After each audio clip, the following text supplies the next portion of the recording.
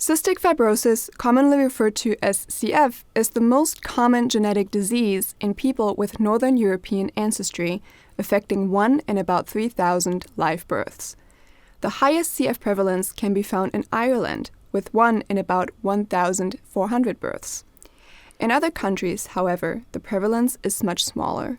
For example, 1 in 4,000 to 10,000 people in Latin America are born with CF, and only 1 in 15,000 to 20,000 in African Americans.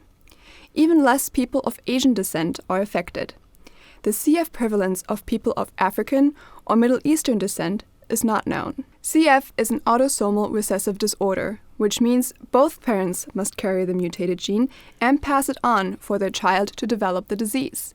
Furthermore, CF is a monogenic disease, which means only one gene is mutated and responsible for the symptoms observed.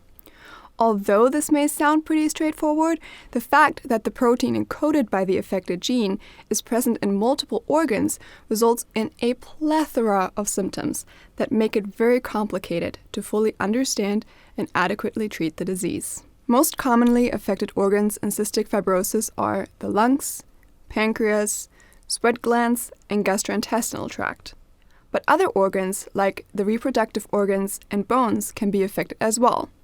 Let's take a closer look at what those symptoms are and what problems they cause.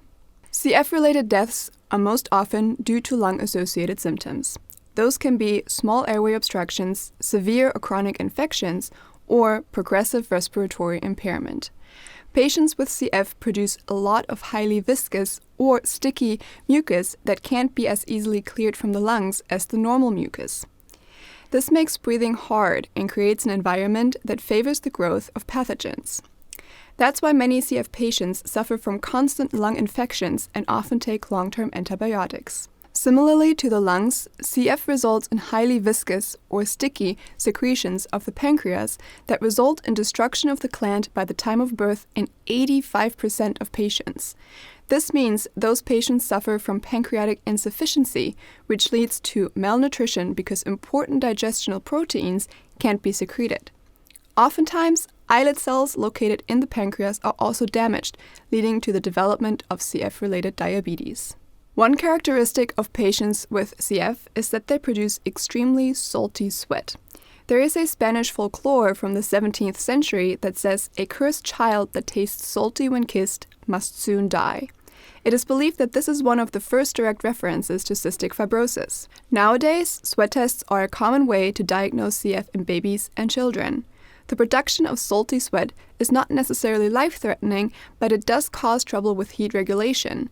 That's why one hypothesis regarding the epidemiology of cystic fibrosis says that CF prevalence is lower in countries with higher temperatures because heat regulation is more important for survival there than in countries with moderate and low temperatures. CF patients often struggle with severe constipation, malnutrition due to impaired nutrient absorption, and sometimes bowel obstructions that can be very dangerous. Both men and women with CF may suffer from infertility.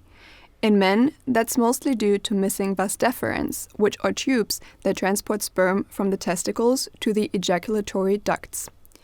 In this case, men are not sterile and can still have biological children with the help of sperm extraction directly from the testicles. In other cases, however, men have low sperm counts, poor sperm quality, or even the absence of any functional sperm, in which case having biological children is more difficult and sometimes impossible. Infertility in women with CF is less common, but if it occurs, it is due to changes in cervical mucus viscosity, which makes natural conception more challenging, or it is due to irregular ovulation caused by malnutrition. Those obstacles can often be overcome with the help of assisted reproductive technology. CF patients may also present with osteopenia, which is the loss of bone density and weakening of bones. How can one gene cause so much trouble? The affected gene is called CFTR gene. It is located on the long arm of chromosome 7 and codes for the CFTR protein, also called cystic fibrosis transmembrane conductance regulator. Before we dive into the different kinds of CFTR gene mutations and how they affect CFTR protein function, let's cover some background to understand what the CFT protein does in healthy people. Salt and fluid absorption and secretion are a crucial aspect of maintaining our body's fluid homeostasis, which means creating an equilibrium, or, if we want to make it very simple, making sure that all fluids in our body are the way they should be.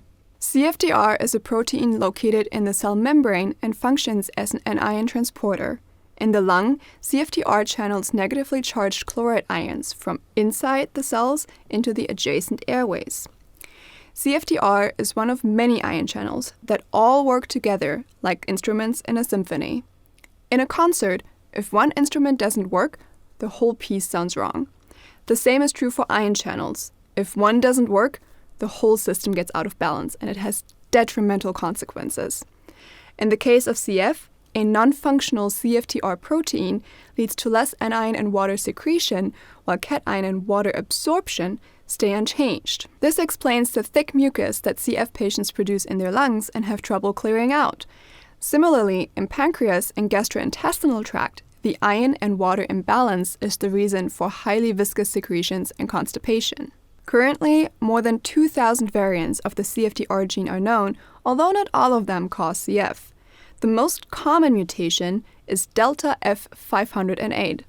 This means that within the gene, 3 building blocks called nucleotides are missing. Those 3 nucleotides would, in healthy people, translate into the amino acid phenylalanine, short F, which is a building block of the CFTR protein. Delta is a symbol that indicates that an amino acid is missing, and the number specifies which location within the protein is affected. Therefore, delta F508 means that phenylalanine is missing at position 508 in the CFTR protein. The lack of phenylalanine results in a protein that doesn't get properly processed on its way to the cell membrane and as a result gets destroyed. Cells have mechanisms in place that tightly monitor that proteins are processed and function properly. If they don't, they have to go. This means that CF patients with delta F508 mutations end up without functional CFTR proteins. This causes an imbalance in water and anion transport, which leads to the symptoms as discussed previously. The delta F508 mutation is a class 2 CFTR mutation. There are a total of 6 different classes determined by the kind of protein damage. Classes 1 to 3 are considered severe cases of CF, with most patients suffering from lung symptoms and pancreatic insufficiency. Classes 4 to 6 are mild CF cases, with most patients having less severe lung symptoms and pancreatic sufficiency. As just mentioned, delta F508 is a class 2 mutation determined by its transport deficiency. Class 1 mutations generate intermediate molecules called mRNA that are either unstable or truncated and don't get translated into the proteins at all. Therefore, no CFTR protein can be transported to the membrane. Class 3 mutations produce proteins that can't regulate the opening and closing of the channel, which leaves it closed and non-functional. Class 4 mutations result in proteins that have less efficient anion transport. These proteins still allow some degree of secretion, but often at significantly reduced levels. Class 5 mutations are a little more complicated. In this case, different intermediate mRNA molecules are generated. Some are correct, leading to functional CFTR protein, and some are incorrect, leading to either non-functional proteins or the degradation of the incorrect mRNA. Overall, not enough functional CFTR protein is produced to secure fluid homeostasis. Finally, class 6 mutations produce CFTR proteins that are functional but less stable than the non-mutated versions, which means cells degrade them faster. Research and medicine have come a long way with CF. A few decades ago, babies born with CF didn't live to experience their first birthday. Today, it is said that the median life expectancy is about 47 years, depending on the kind of mutation. Most common causes of death in CF are related to lung problems, such as airway obstructions or severe infections. Life expectancy is also dependent on access to health care, which allows patients in more developed Western countries to live longer lives with better quality. For more information on this very complex disease, check out the literature in the video description.